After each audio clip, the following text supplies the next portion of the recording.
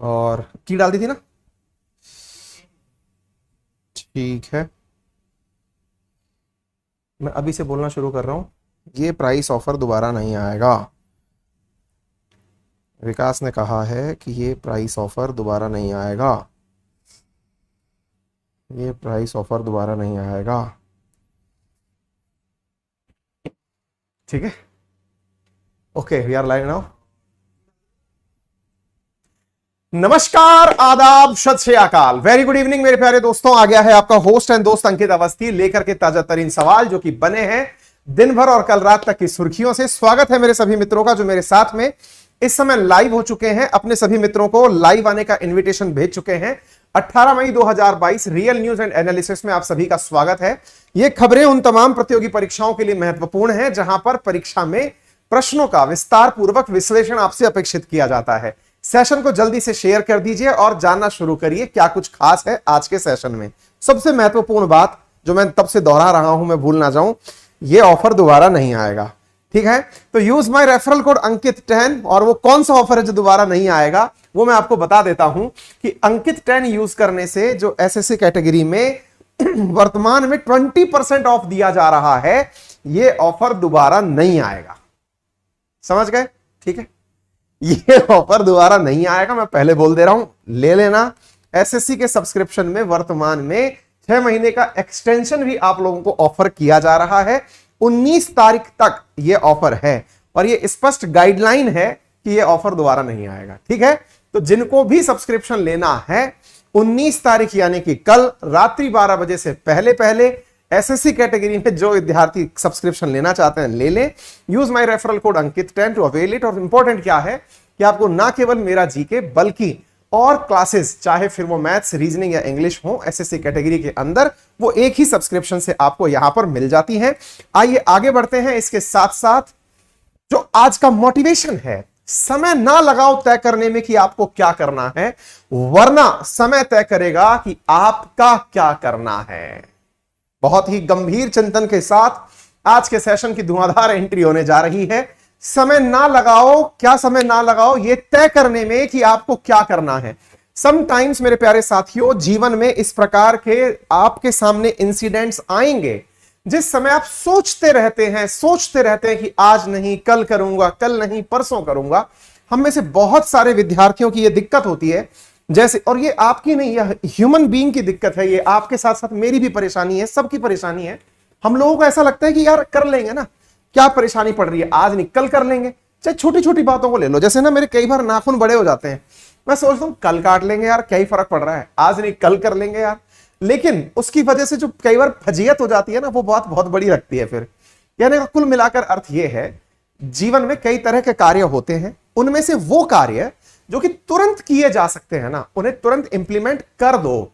बहुत से विचार कार्य आपके सामने ऐसे आएंगे। मैं इसके पीछे मैंने एक विद्वान के स्टेटमेंट सुने थे, उनको मैं आप लोगों को भी सुनाना चाहता हूं। और वो ये है कि कई बार आप लोग काम के बारे में जब विचार करने बैठते हैं और आपको लगे कि मैं इस काम को अगले 30 मिनट में सॉल्व कर सकता हूं, तो उसे कल पर मत टालिए।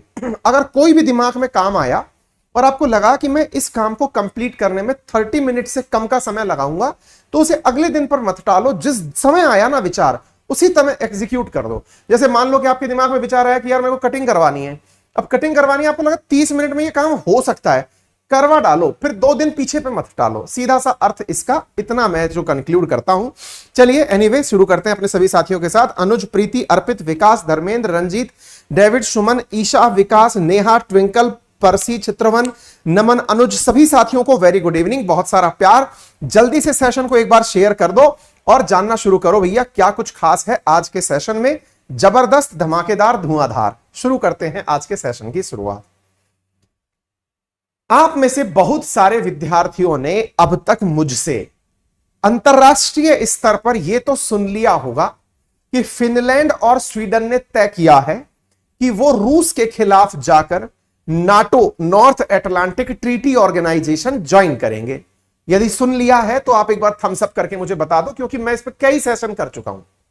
यह न्यूज हमारी बहुत पुरानी हो चुकी है, और जिन्होंने नहीं सुनी है देखी है, हमारी टीम आपको कमेंट बॉक्स में लिंक भी पिन कर देगी, जिसमें मैंने आपको बताया है कि फिनलैंड ने कहा है कि वो नाटो ज्वाइन करेगा अभी 3 दिन पहले ही मैंने आपको न्यूज पढ़ाई है। अब कोई मुझे कमेंट बॉक्स में यह जवाब दे दे ताकि मैं इस कहानी को आगे बढ़ा सकूं, नाटो ज्वाइन करने की कंडीशन क्या है। कंडीशन से मेरा अर्थ है, मैं आपके सामने ऑप्शन भी बोल देता हूं। नाटो ज्वाइन करने के लिए क्या 300 सदस्यों की, जो ऑलरेडी 30 मेंबर्स हैं नाटो में, उनकी सहमति चाहिए, यस, या फिर 300 में यानी 30 जो मेंबर हैं उनमें केवल बहुमत के आधार पर निर्णय हो जाता है। सवाल दोबारा से सुन लीजिए कि अगर किसी देश को, जैसे मान लीजिए फिलहाल फिनलैंड को या स्वीडन को, नाटो के 30 सदस्यों के साथ ज्वाइन होना है, तो इसका निर्णय पूरे 30 देश करेंगे या फिर 30 में 2/3 के आधार पर, यानी 20 देश एक साथ सोच लिए, 20 कंट्री एक साथ सोच लिए और वो उस तरफ निर्णय ले लेंगे। बताइए, आपको यस और नो में आंसर देना है। पहले तो हमने ये आपको बता दिया, बहुत बढ़िया। इसके साथ साथ इस वाले क्वेश्चन का भी एक बार आंसर दे दीजिए। मैंने पढ़ाया है, ये तो आपने आंसर दे दिया। एक और पोल क्रिएट कर रहे हैं हम आपके सामने, और वो पोल है नाटो के अंदर, नहीं, इसमें 30 वाला पोल क्रिएट करो। यस और नो के अलावा ऑप्शन आ सकता है क्या? देखो, अगर कंटेंट में लिख सकते हो तो एक जगह लिखो 30, एक जगह लिखो 20। अगर कोई भी देश ज्वाइन करना चाहता है तो 30 का समर्थन चाहिए या 20 का समर्थन चाहिए, यह सवाल है ना। बच्चों ने यहां पर कमेंट में आंसर देना भी शुरू कर दिया। एक बार आप नया पोल क्रिएट करो, है ना। चलिए ठीक है, तो अब हम इस कहानी को आगे बढ़ाते हैं। जब तक आप इस चीज को कंफर्म कर चुके होंगे हम इसमें आगे बढ़ेंगे। दिख नहीं रहा, पोल आ गया। 30 का समर्थन चाहिए या 20 का, आप इसके ऊपर आंसर दे दीजिए। बच्चों के आंसर भी आने पोल में शुरू हो चुके हैं, बहुत ही बढ़िया।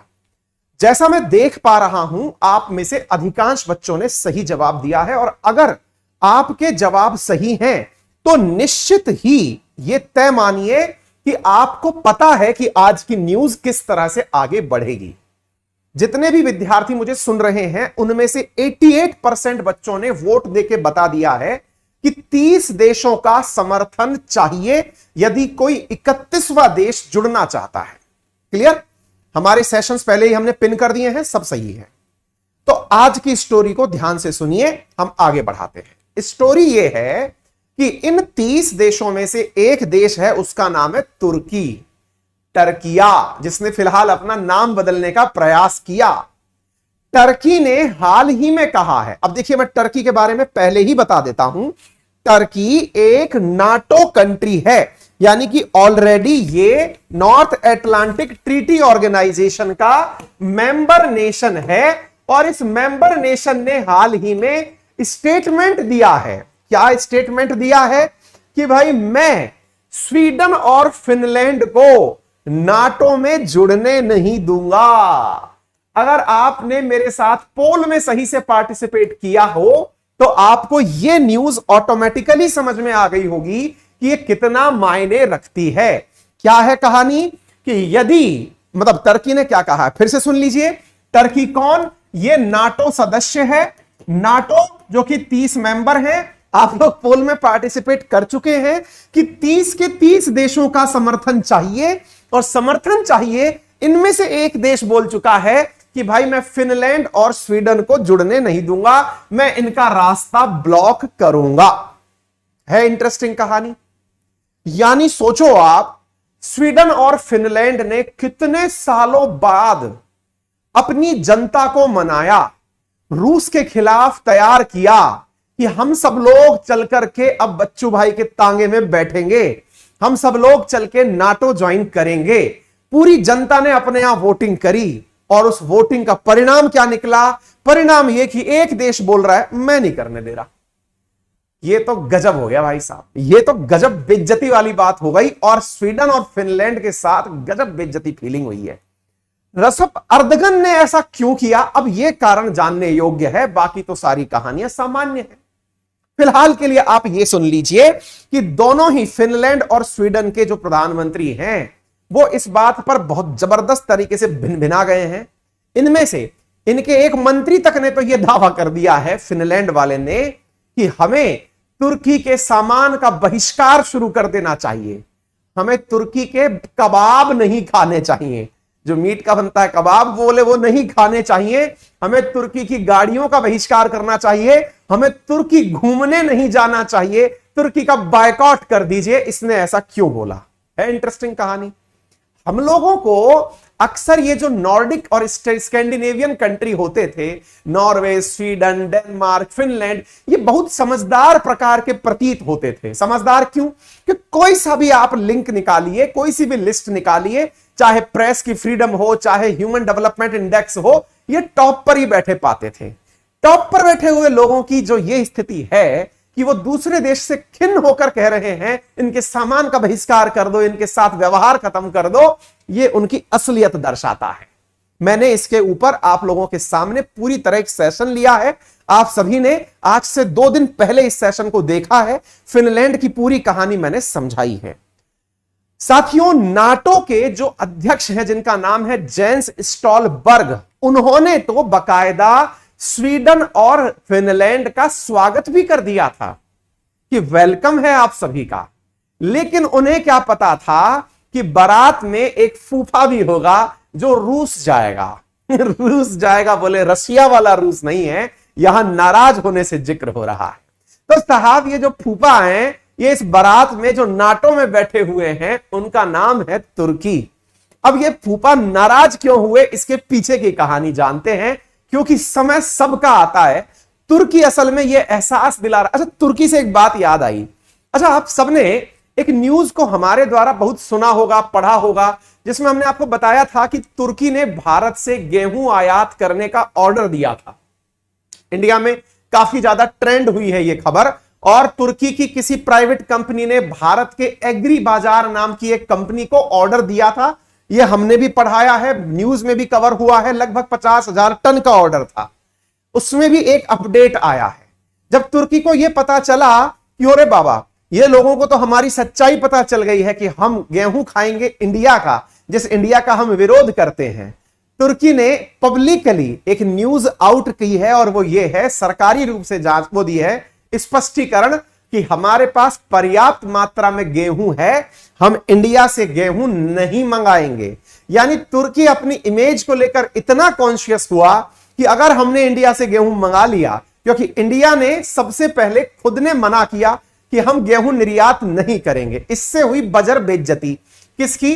तुर्की की। क्योंकि असल में तुर्की भारत विरोधी कारनामों के लिए जाना जाता रहा है।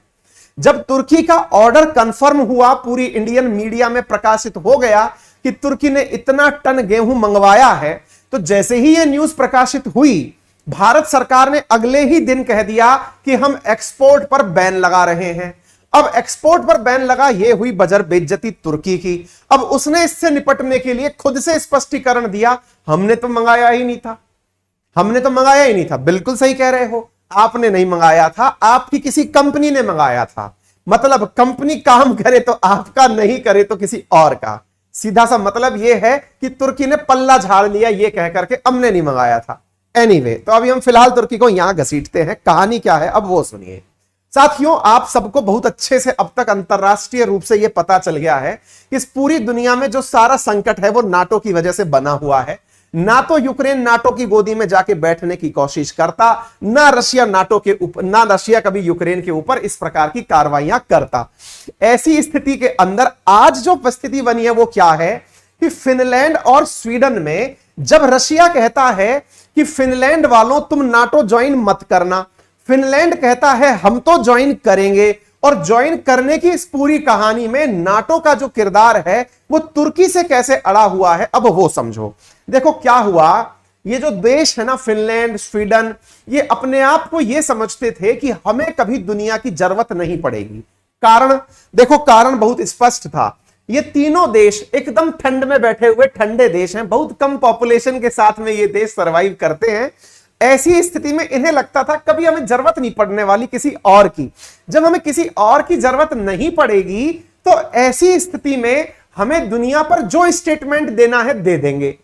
ऐसा ही इन्होंने तुर्की के साथ किया हुआ था।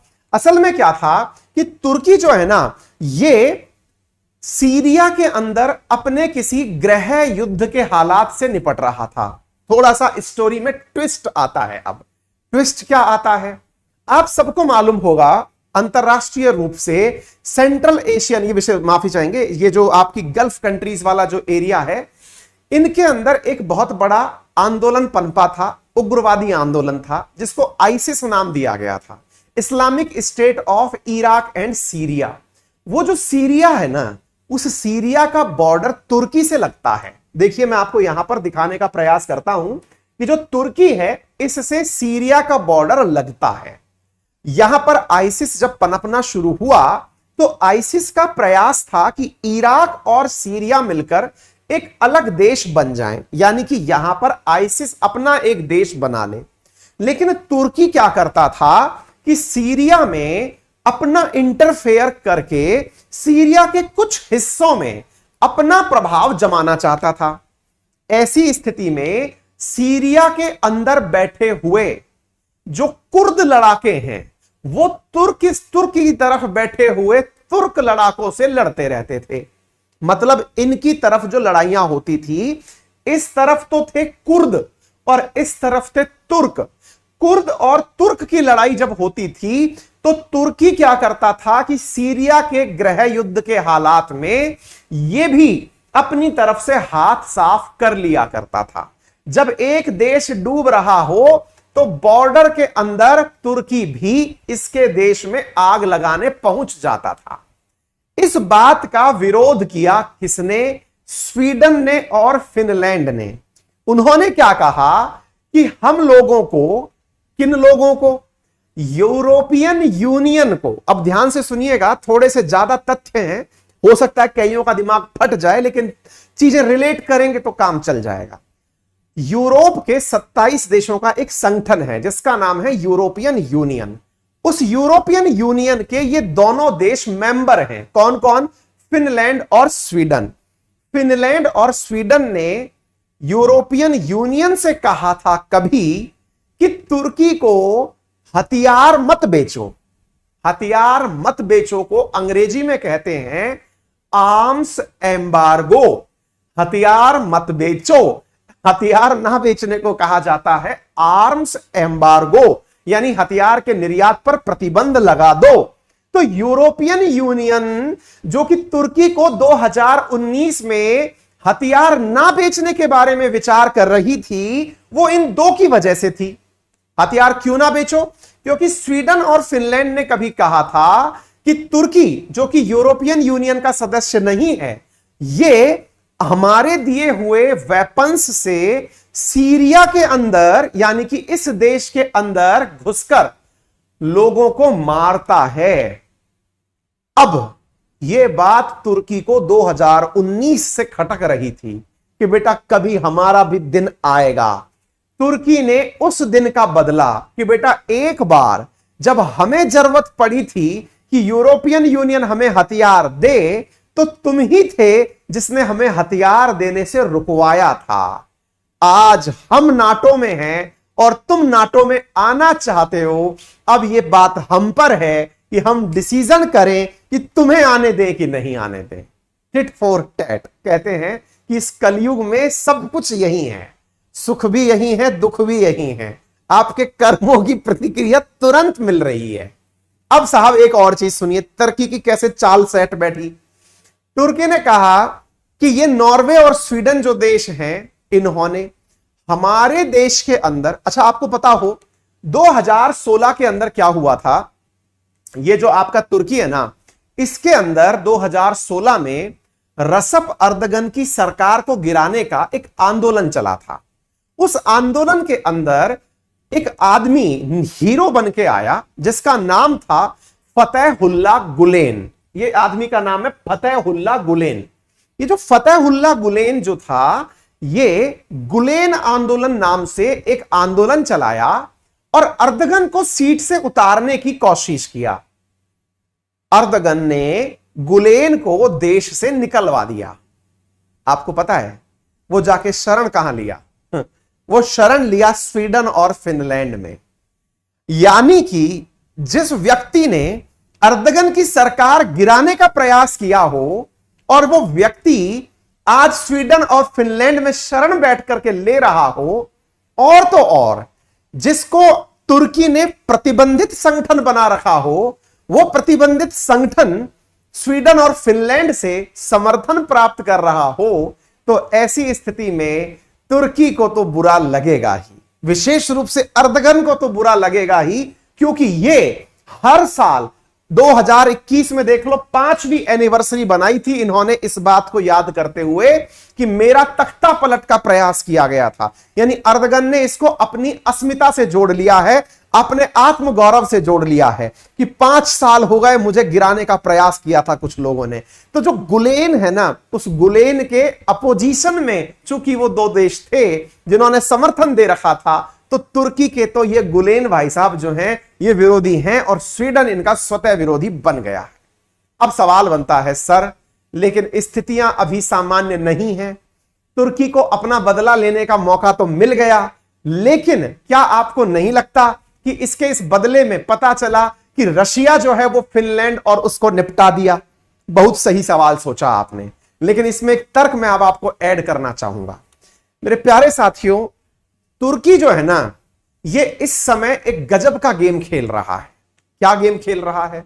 ये एक तरफ तो नाटो से सारी सुविधाओं का लाभ लेता है, वहीं दूसरी तरफ नाटो का मेंबर होते हुए भी रशिया से पूरी दोस्ती निभाता है।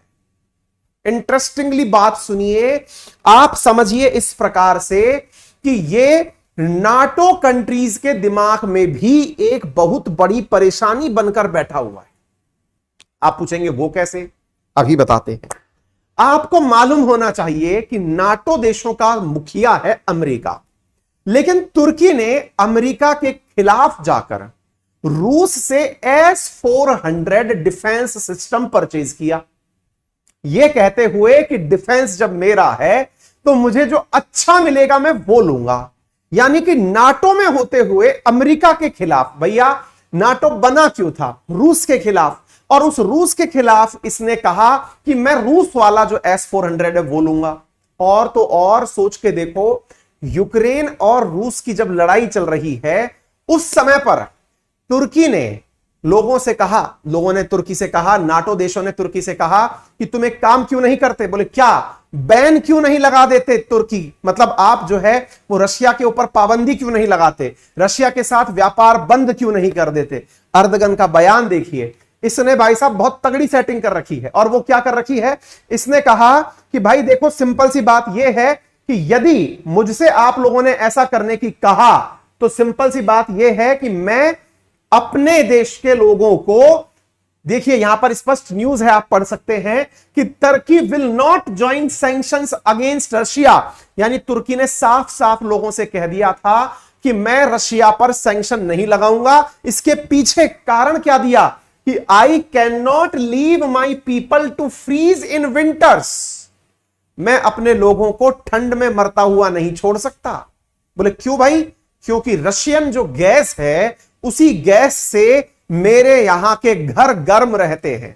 याद रखिए, रशिया की अगर गैस बंद हो जाए ना साथियों, तो जर्मनी, तुर्की, ये वो देश हैं जो अपने घरों में इतनी ठंड पालेंगे कि यहां की जनता ठंड या फिर बिजली का बिल चुकाते चुकाते मर जाएगी। रशिया से निकली हुई गैस से ही जर्मनी, तुर्की जैसे देश अपने घरों को गर्म रखते हैं, हीटर के माध्यम से चला के रखते हैं। तो इसने कहा कि देखो, तुम्हारा सैंक्शन तुम्हारे पास रखो, मैं गैस की वजह नहीं रह सकता, मैं इसके ऊपर पाबंदी नहीं लगा सकता। अब देखो ध्यान से समझना, तुर्की का जो ये स्टैंड था, इस स्टैंड ने रशिया को एक अपर एंड दे दिया। क्या? कि तुर्की का इनडायरेक्टली रशिया के प्रति सॉफ्ट कॉर्नर है। अब पता है कयास क्या लगाए जा रहे हैं? कयास ये लगाए जा रहे हैं कि जो तुर्की ने फिनलैंड को बैन करने की बात की है कि मैं तुम्हें ज्वाइन नहीं करने दूंगा, वो असल में कुछ और नहीं अपितु रशिया के द्वारा फेंका गया एक शिगुफा है। यानी रशिया ने तुर्की को ऐसा करने के लिए प्रेरित किया है। क्या आपको भी ऐसा लगता है? अपने द्वारा कमेंट बॉक्स में जरूर बताएं। उम्मीद है कि इस छोटे से सेशन में आपने पर्टिकुलर उस पूरे क्षेत्र का अपने दिमाग में भ्रमण कर लिया होगा। और अगर आप नहीं कर पाए हैं तो भाई साहब मैं आपसे केवल क्षमा मांग सकता हूं, क्योंकि यहां पर मेरे हाथ में कुछ नहीं था, बहुत सारे फैक्टर्स इन्वॉल्व थे। इसी को जियोपॉलिटिक्स कहा जाता है। अगर जानकारी पसंद आ रही हो तो इसे जरूर शेयर करिएगा। सेशन पसंद आ रहा हो तो इसे लाइक करने में बिल्कुल किसी भी प्रकार की कंजूसी मत करिएगा, ठीक है ना। उम्मीद है आप सभी साथियों को यह जानकारी पसंद आई हो। आगे बढ़ते हैं साथियों। आज का दिन बहुत खास है। आज का दिन बहुत खास है और वो खास क्यों है? क्योंकि आज 18 मई है। तो बोले तारीखें तो हर दिन होती हैं साथियों। आज वो दिन है जिस दिन, आज के दिन भारत ने दुनिया के आंखों में सबसे पहली बार चुभने का काम किया था। क्या चुभने का काम किया था?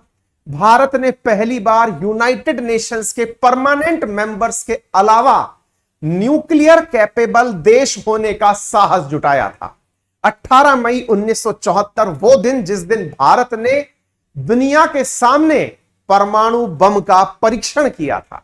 यह परमाणु बम का परीक्षण स्माइलिंग बुद्धा था और यह स्माइलिंग बुद्धा ही था जिसकी वजह से भारत अंतरराष्ट्रीय पटल पर अपनी खुद की पहचान बनाने में कामयाब हुआ था। हालांकि यह पूरा की पूरा महीना बहुत खास है क्योंकि कुछ दिनों पहले ही 11 मई और 13 मई भी गया है। हमारे लिए यह मई का महीना ना केवल उत्तर भारत में गर्मी बढ़ाता है बल्कि संपूर्ण दुनिया के अंदर भी काफी बार गर्मी बढ़ा चुका है। 18 मई 1974 हो या फिर 11 मई 1998 या फिर 13 मई 1998, भारत ने मई के महीने के अंदर बहुत बम बरसाए हैं और उन बमी बरसानों के अंदर मेरे प्यारे साथियों भारत के न्यूक्लियर परीक्षण शामिल हैं और उनकी शुरुआत स्माइलिंग बुद्धा से हुई थी। तो चलिए आपको कुछ बातें इतिहास के झरोके से बताते हैं, आज के दिन के हिसाब से बताते हैं। यानी कि ऑपरेशन स्माइलिंग बुद्धा जिसने भारत को नाभिकीय शक्ति संपन्न देश बना लिया था। एक बहुत बड़ा सवाल बनकर आता है और वो ये है कि क्या कारण था कि 1974 में जो देश अपने परमाणु परीक्षण को कर चुका था वो देश अपने पास अगला परमाणु परीक्षण करने के लिए अगले 24 साल तक इंतजार किया था। अगले 24 साल तक इंतजार के लिए बड़ा सवाल यह बनता है कि कैसे यह संभव था कि 1974 से 1998 के बीच में भारत को परमाणु परीक्षण करना पड़ा। देखिए बहुत ही इंटरेस्टिंग स्टोरी है। हालांकि एक टीचर को फिल्मों के बारे में रिकमेंडेशंस कम देनी चाहिए, लेकिन बॉलीवुड में एक बहुत बेहतरीन फिल्म बनी है परमाणु ब्लास्ट के ऊपर, उसका नाम भी पोखरण ही है।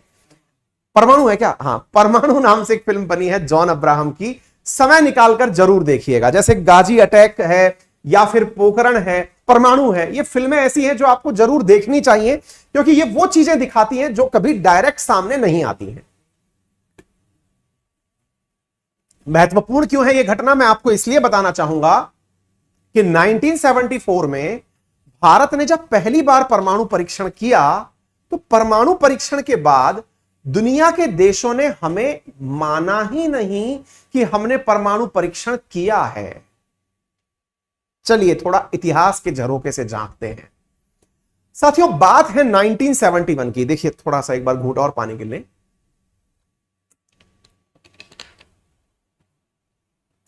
कहते हैं कि इतिहास में जब जब युद्ध हुआ है वो अपने साथ कुछ देकर गया है।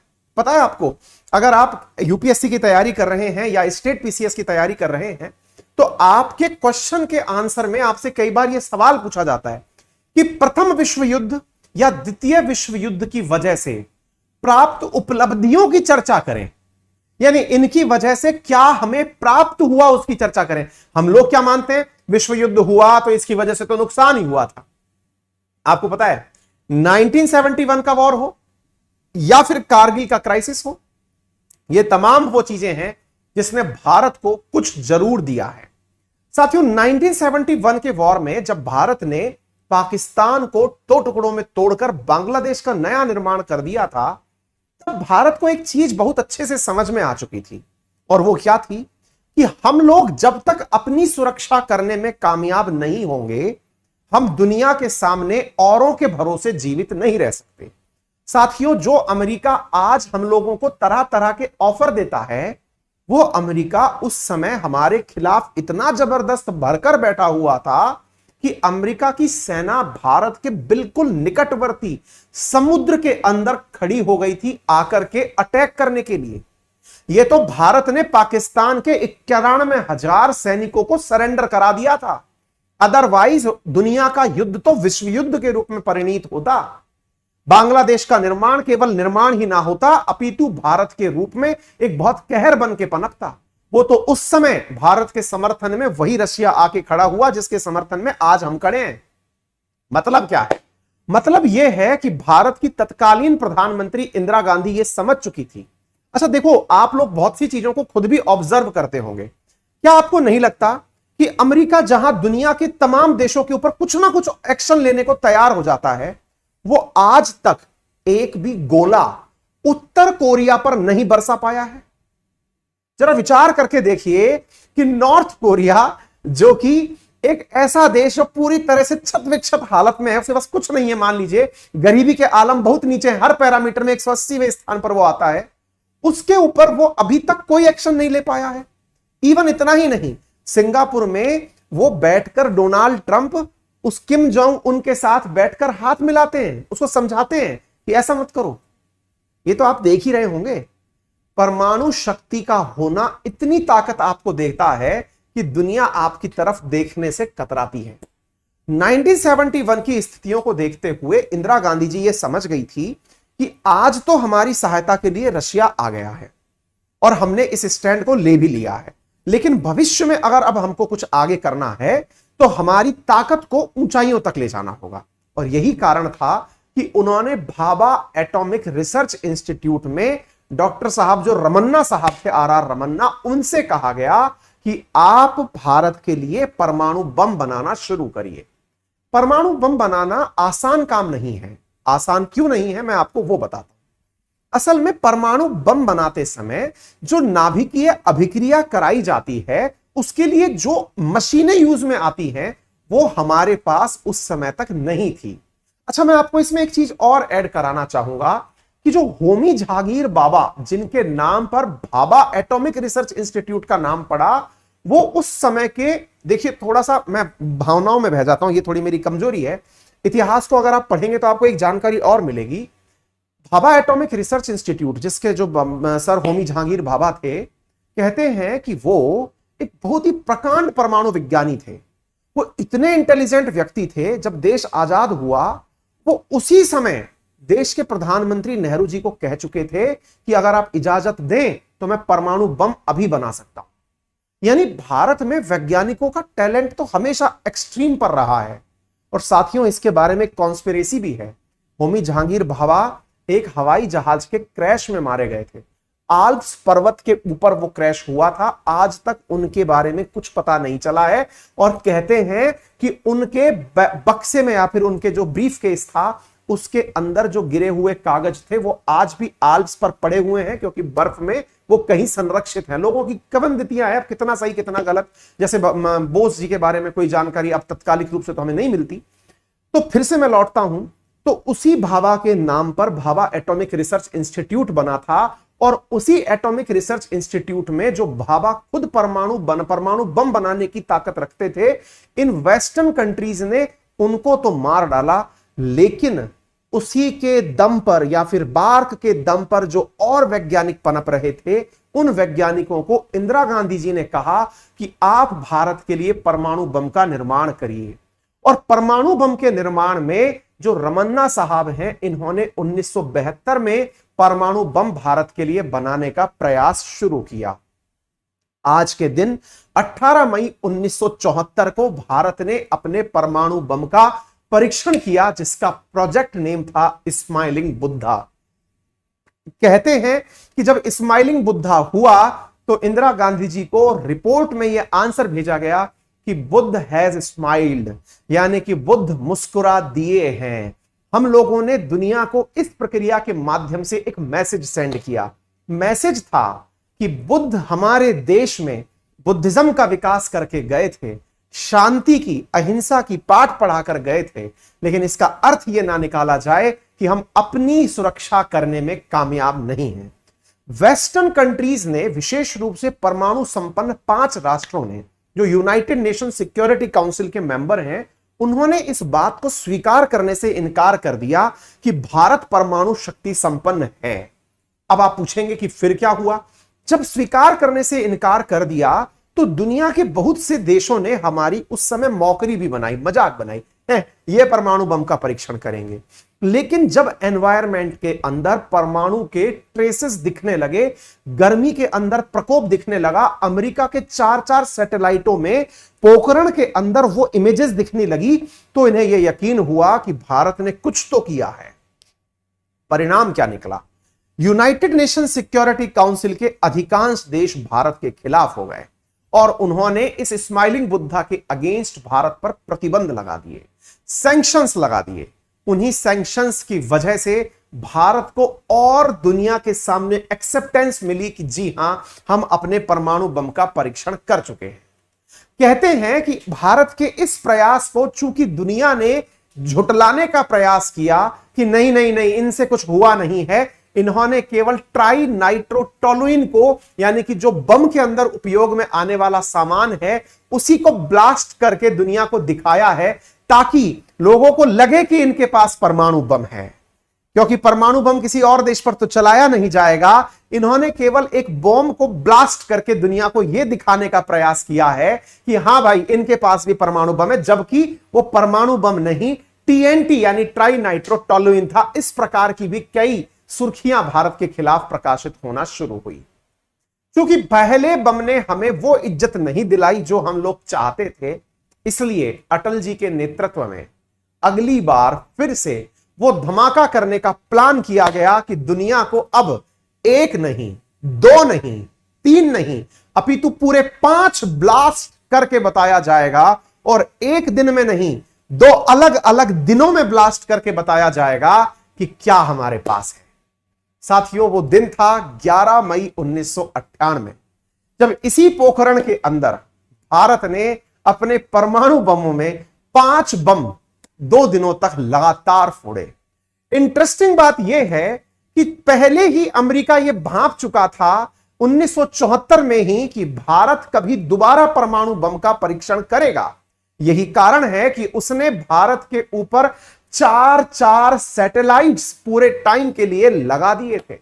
उन सैटेलाइट्स के 4-4 सैटेलाइट जो पूरे टाइम भारत के ऊपर निगरानी रखा करते थे, उनकी देखने के बावजूद भी भारत ने अपना परमाणु बम का परीक्षण किया। यह अपने आप में भारत की दृढ़ता और कृत संकल्पता को दर्शाता है। कहते हैं कि 1998 में जब भारत परमाणु बम का परीक्षण कर रहा था, तो उन्होंने उस समय के वैज्ञानिकों को भी भारतीय सेना की ड्रेसेस पहनाई थी। बहुत सी तस्वीरें आज वायरल हैं जिसमें कलाम साहब भी आपको भारतीय सेना की ड्रेस में दिखाई पड़ते हैं। भारत के तमाम वैज्ञानिकों को उनके कोड नेम दिए गए थे, जो कि बाद तक जब परीक्षण खत्म हुए उसके बाद अपना ओरिजिनल नाम भूल चुके थे। इतनी दृढ़ता से वो लोग अपने क्षेत्र में कार्य किए थे। कहते थे कि जब सैटेलाइट अपना पोजीशन बदलता था तो उस दौरान जो समय बचता था, उस दौरान भारतीय वैज्ञानिक तैयारियां करते थे परमाणु ब्लास्ट की। कहने का अर्थ यह है कि भारत ने बहुत ही मेहनत से अपने लिए यह स्थान प्राप्त किया है। इसलिए आज का ये जो दिन है, चाहे वो आज का दिन हो या 11 और 13 मई का दिन हो, वो भारत के लिए बहुत मायने रखता है। मेरे प्यारे साथियों, इसीलिए आज की याद में मैंने आप लोगों को यह बताने का प्रयास किया, क्योंकि इंडिया का जो पहला परमाणु परीक्षण था वो आपको आज से ही याद दिलाता है। ऑपरेशन स्माइलिंग बुद्धा नाम दिया गया था, और जो दूसरा परमाणु ब्लास्ट था जो पोखरण में 1998 में हुआ, उसे ऑपरेशन शक्ति नाम दिया गया था। ये तथ्य मैंने जो आपको बोले हैं, ये सारे के सारे लिखकर दे दिए गए हैं। पहले परमाणु बम परीक्षण के जो नायक थे वो राजा रमन्ना थे। ये आप लोगों को बात अच्छे से पता होनी चाहिए, ठीक है ना? क्लियर है? तो ये सारी जानकारी मैंने आपको दे दी है। जो बातें मैंने बोली हैं, ये सारी बातें यहां पर प्रॉपर तरीके से लिखित में दे दी गई हैं। यहां पर आप कलाम साहब को इस तस्वीर में देख सकते हैं। 1998 के ब्लास्ट में वो सैनिकों की वेशभूषा में आपको यहां पर दिखाई पड़ रहे हैं। ये भारत के द्वारा किया गया एक बेहतरीन कार्य था। ऑपरेशन शक्ति के बारे में मैंने आप लोगों को सारी जानकारी यहां पर दे दी है। तो 18 तारीख, 11 तारीख और 13 तारीख, ये भारत के लिए परमाणु के इतिहास में बहुत ज्यादा मायने रखने वाली तारीखें हैं। चलिए इसके बाद आगे बढ़ते हैं। जानकारी समझ में आ रही हो तो जरूर सेशन को शेयर करना ना भूलें। आगे चलते हैं। यह बहुत ही इंपॉर्टेंट क्वेश्चन है जिसे मैं अब डिस्कस करने जा रहा हूं। इंपॉर्टेंट इसलिए है क्योंकि international monetary fund that is IMF ने हाल ही में अपने स्पेशल ड्राइंग राइट्स यानी SDR में परिवर्तन किया है। परिवर्तन के माध्यम से उसने चाइनीज करेंसी जिसका नाम है युआन, उसकी इज्जत और बढ़ा दी है। अब चूंकि मैं आपको यह लाइन सुनाने जा रहा हूं, हो सकता है आप में से बहुत सारे लोगों को यह ही ना पता हो कि SDR क्या होता है, युआन की वैल्यू बढ़ाने का अर्थ क्या होता है। तो इसलिए इस सेशन में आप SDR भी बेहतरीन तरीके से समझेंगे और IMF के बारे में भी बेहतरीन तरीके से समझेंगे। मेरे प्यारे साथियों, यह बहुत ज्यादा इंपॉर्टेंट टाइटल है। इसे आप IMF and SDR special drawing right के नाम से जान सकते हैं। चलिए मैं विस्तार से आपको बताने का प्रयास करता हूं। मेरे प्यारे साथियों, हाल ही में जो न्यूज निकल के आई है वो क्या है कि IMF ने हाल ही में वेटेज बढ़ा दिया है डॉलर का और युआन का। अब इसको समझेंगे, लेकिन उससे पहले कुछ बेसिक बातें जीरो से सुनने का और समझने का प्रयास करते हैं। बेसिक तथ्य है, बेसिक तथ्य समझने के लिए आपको कुछ इतिहास की बातें जाननी होंगी। द्वितीय विश्व युद्ध 1939 से लेकर के 1945 के बीच में चला सेकेंड वर्ल्ड वॉर। जब खत्म हुआ, हालांकि मैं इस कहानी को हमेशा यहीं से शुरू करता हूं, तो लोगों को लगता है सर आप बहुत पीछे से लेके आते हैं। जरूरी इसलिए है क्योंकि जब तक आपको इतिहास नहीं पता होता तब तक ये नहीं पता होता कि जाना कहां है ना। इतिहास जानना हर चीज के लिए जरूरी है, ये मेरा ऑब्जर्वेशन है। तो चलिए जल्दी से ब्रीफ करते हैं। कहते हैं कि 1945 में जब सेकेंड वर्ल्ड वॉर खत्म हुआ तो विजित राष्ट्रों में पावरफुल देश बनकर के जो उभरा वो देश था अमेरिका। उसी के साथ साथ जो और देश युद्ध जीते थे उनमें नाम था ब्रिटेन, फ्रांस, चीन और रूस का, यानी उस समय के सोवियत रूस का। लेकिन अमेरिका चूंकि इस युद्ध में सबका फाइनेंसर था, तो उसने इनके बीच में गजब की इमेज क्रिएट कर ली थी, एक पैसे वाले देश के रूप में पहचान बना ली थी। अपनी इस पहचान से अमेरिका ने एक सबक लिया और यह कि अगर दुनिया पर छाना है तो इस समय गरीबों की मदद करनी है। और गरीबों की मदद में उन गरीबों की मदद करनी है जो युद्ध तो जीत गए हैं लेकिन अपने आप को हार गए हैं। असल में सेकेंड वर्ल्ड वॉर ब्रिटेन का सूर्य अस्त करने वाला युद्ध था। सेकेंड वर्ल्ड वॉर वो घटना थी जिसने ब्रिटेन की ताकत को दुनिया के सामने जीरो कर दिया था, क्योंकि ब्रिटेन युद्ध के अंदर जीतने वाले देशों में तो शामिल हो गया था, लेकिन अपनी शक्ति, अपना धन, अपना वैभव पूरी तरह खत्म कर चुका था। यही कारण है कि सेकेंड विश्व युद्ध के बाद ब्रिटेन ने दुनिया भर में जहां जहां उसका शासन था या जहां जहां इसके उपनिवेश थे उन सबको खाली कर दिया। हम ये कहते हैं कि भारत 1947 में आजाद हुआ। मानना पड़ेगा कि हमारे क्रांतिकारियों का, स्वतंत्रता सेनानियों का बहुत बड़ा कंट्रीब्यूशन था, लेकिन यह भी साथ साथ मानना पड़ेगा कि सेकेंड विश्व युद्ध में ब्रिटेन इस लायक बचा भी नहीं था कि वो भारत पर लंबे समय तक शासन कर पाता। क्योंकि वो, आप इसको एक इत्तेफाक मानिए या कुछ भी कहिए कि सेकेंड वर्ल्ड वॉर में जब ब्रिटेन इंडिया से भाग लिया, क्योंकि 1947 में आजाद करके निकल लिया, केवल अगर भारत के स्वतंत्रता संग्राम से ही आजादी मिलनी थी तो दुनिया के और जितने भी 100 से अधिक देश थे वो भी उसी समय पर आजाद क्यों हुए? यह एक यथार्थ प्रश्न है जो आपको सोचना चाहिए कि ब्रिटेन ने भारत को छोड़ा, ये तो ठीक है, लेकिन उस समय जितने भी इसके उपनिवेश थे उसको भी इसने लगभग आगे पीछे छोड़ दिया। चाहे श्रीलंका हो, चाहे इंडोनेशिया हो, जितने भी देश थे उन सबको छोड़ छोड़ के निकल लिया था। एनीवे, फिर भी मुद्दे पर लौटते हैं। मुद्दा यह है कि अमेरिका यह समझ चुका था कि ब्रिटेन जो खत्म हो लिया है उसकी जगह अब पावरफुल बनने का समय आ गया है। ऐसी स्थिति में इसने एक तरीका अपनाया और वो वही था जो आज चीन अपनाता है। चीन क्या अपनाता है? चीन गरीबों में लोन बांटता है। गरीबों में लोन बांटने को अमेरिका ने डेट ट्रैप डिप्लोमेसी नाम दिया है। वो इसलिए दिया है क्योंकि चीन असल मायने में चल अमेरिका के ही पदचिन्हों पे रहा है।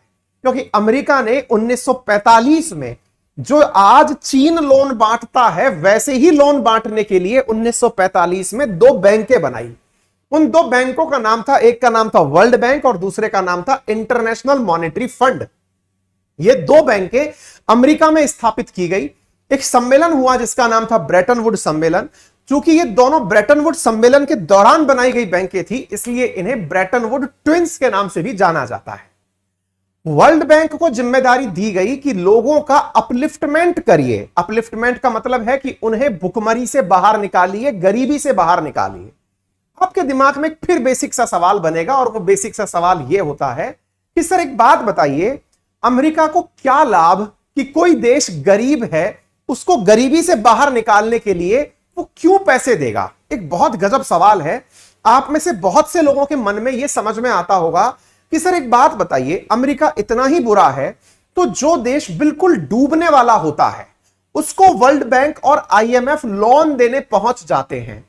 इंटरेस्टिंग है, आपको यह जान लेना चाहिए कि हर डूबते देश को वर्ल्ड बैंक और आईएमएफ लोन देने पहुंच जाते हैं। जैसे श्रीलंका है ना, यह अभी खत्म होने के हालात पर आ गया है कि भाई इकोनॉमी एकदम सरेंडर हो गई है, उस समय आईएमएफ आएगा और इसका हाथ पकड़ेगा और बाहर निकाल लेगा। ऐसे ही पाकिस्तान के हालात बिगड़ते देख करके वहां की सरकार अमेरिका ने बदलवा दी और उसको बेल आउट पैकेज ऑफर कर दिया है। आफ्टर ऑल ऐसा क्यों करता है अमेरिका? बर्बाद देशों का हाथ पकड़ लेता है, ये तो अच्छी बात है। इसको आप केवल इतना समझिए साथियों, यदि मैं आपसे यह कहूं कि आप जहां रहते हैं आपका एक बहुत शानदार महल है, एक बहुत ही खूबसूरत महल में आप निवास करते हैं, लेकिन आपके पड़ोसी के घर में भुखमरी आ गई, या आपकी गली के अंदर कोई घर एकदम दीनहीन दुखहारी हो गया है, आपके शहर के अंदर कोई 10-15 घर ऐसे हैं जो भूखे मर रहे हैं, मुझे आप यह बताइए कि वो आकर के किसकी खूबसूरती बिगाड़ेंगे? आंसर आप सबके सामने है, वो आपके ही घर के गेट पर आकर बैठ जाएंगे, आप उसका कुछ नहीं कर पाएंगे।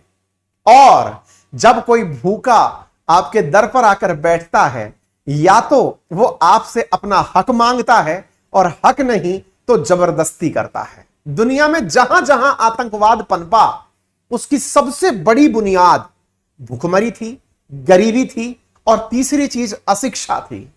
यही कारण है कि आप जब भी वर्ल्ड बैंक को लोन देता हुआ देखेंगे तो आप पाएंगे कि किसी भी देश में शिक्षा उस पर पैसा खर्च करवाएगी।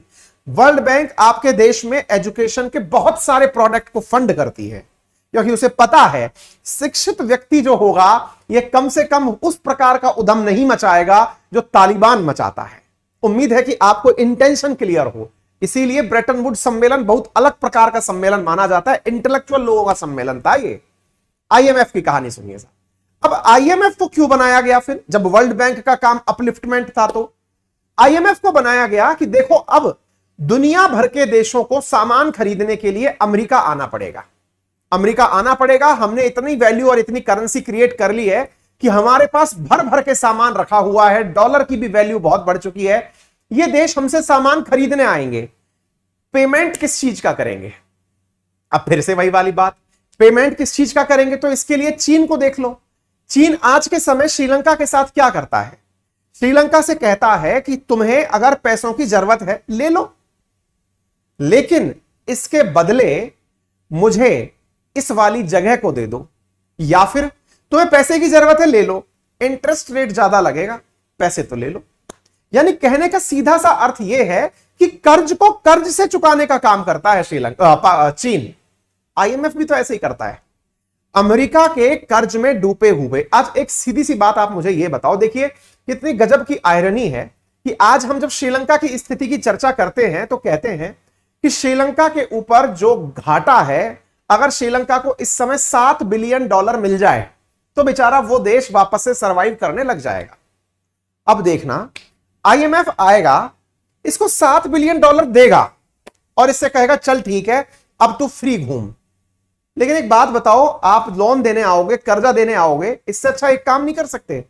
जो कर्जा इसने आपसे ले रखा है वही माफ कर दो। पैसा क्यों दे रहे हो? लोन क्यों बना रहे हो? अगर तुम्हें वाकई में किसी देश का सुधार करना है तो जो तुम्हारे ऊपर कर्जा चढ़ रखा है ना, श्रीलंका ने जो तुमसे पैसे ले रखे हैं उनको माफ कर दो कि यार ठीक है कोई बात नहीं, अब तेरे पास है ही नहीं तो क्या करें।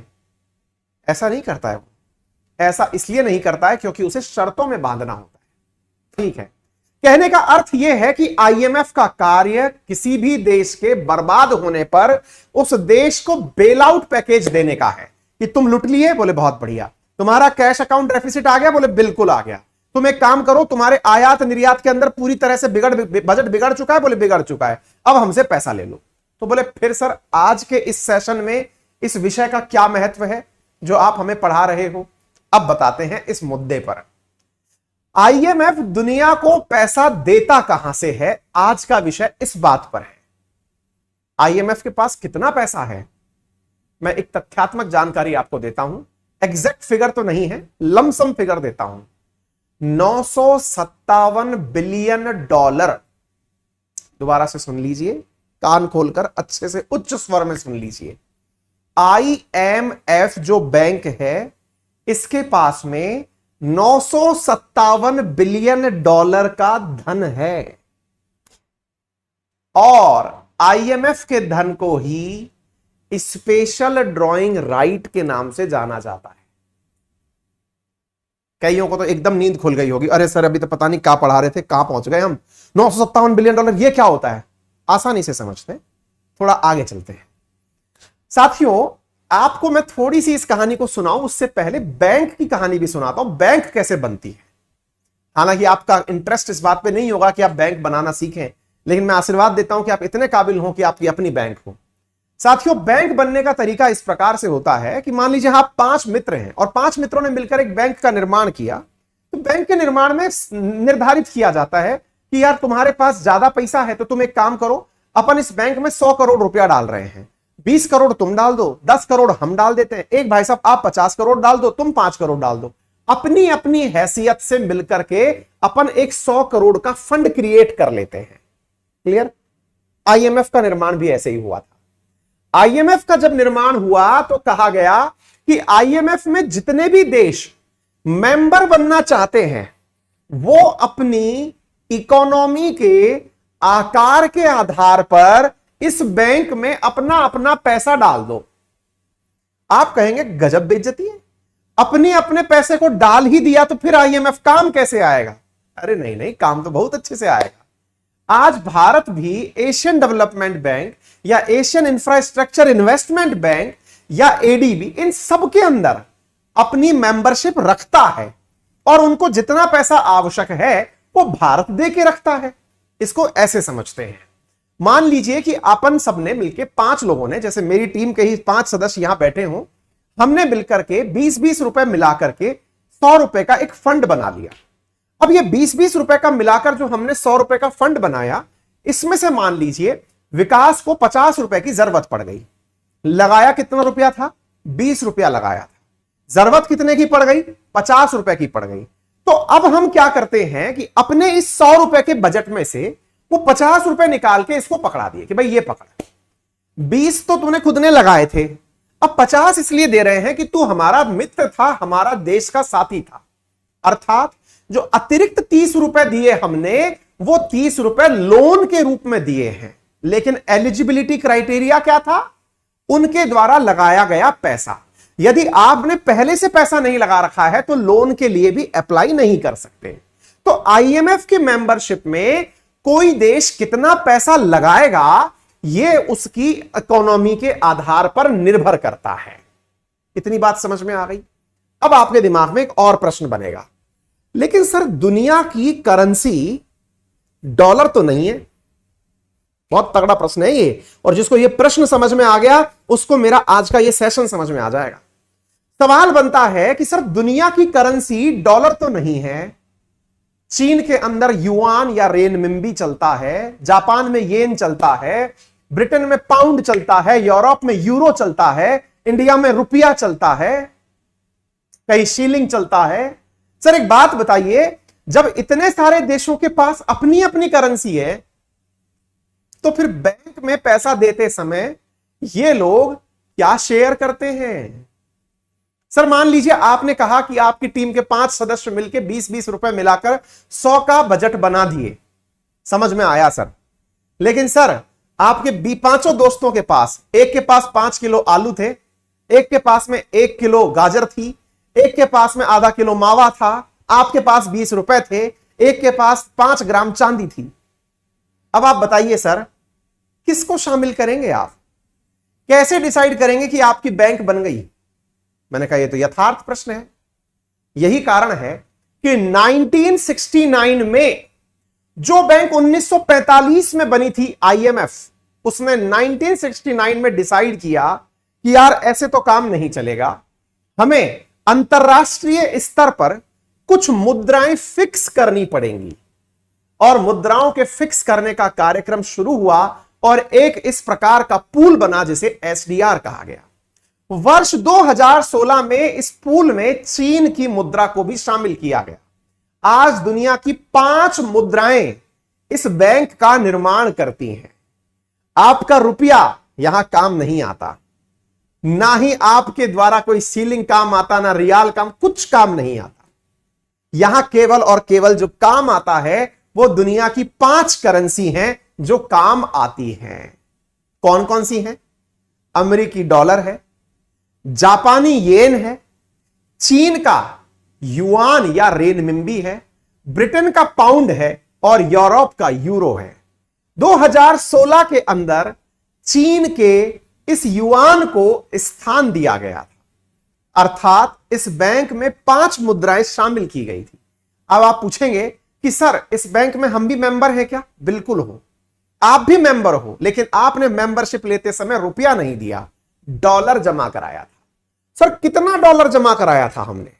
मैंने कहा आपकी वैल्यू नापी गई थी कि अगर एक पूरी दुनिया 100 की पाई है, यानी कि एक व्रत है जिसमें 100% चीजें लिखी हैं, तो आपका हिस्सा 2.75% आया था।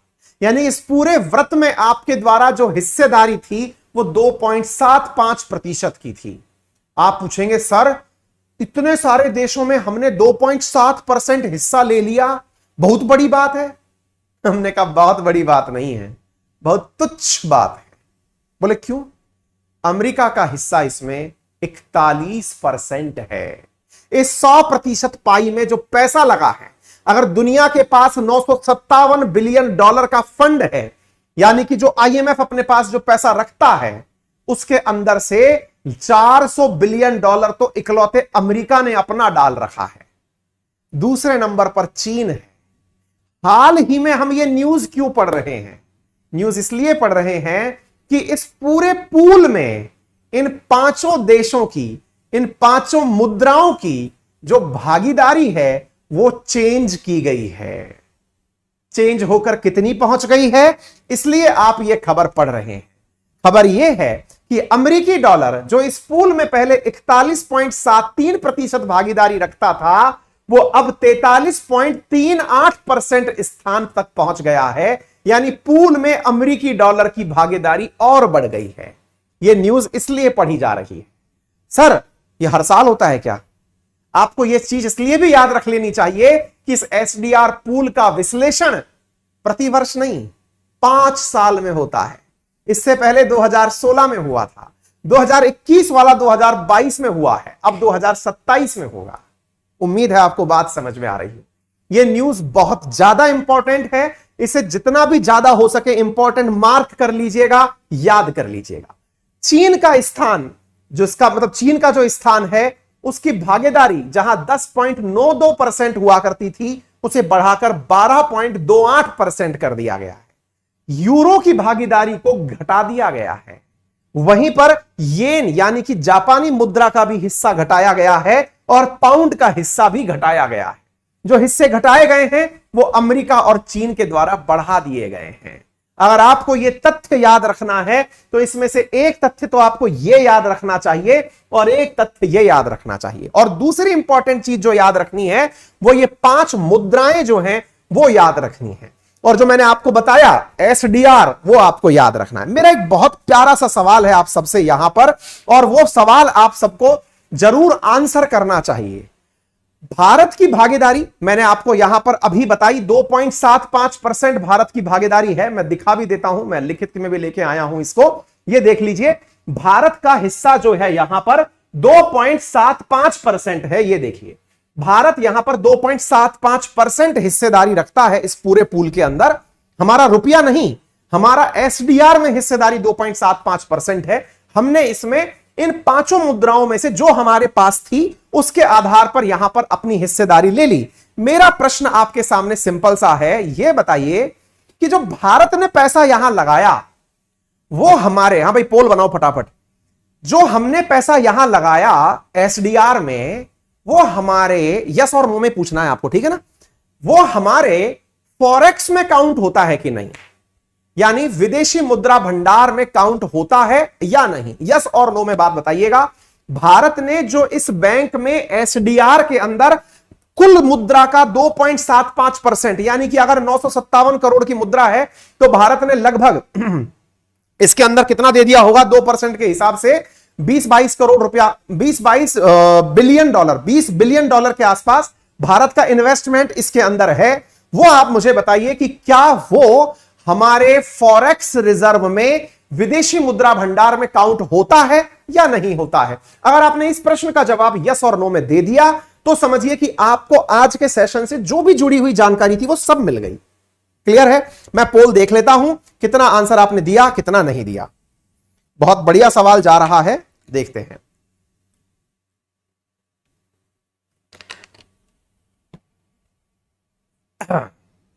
आंसर बटा हुआ मिला है।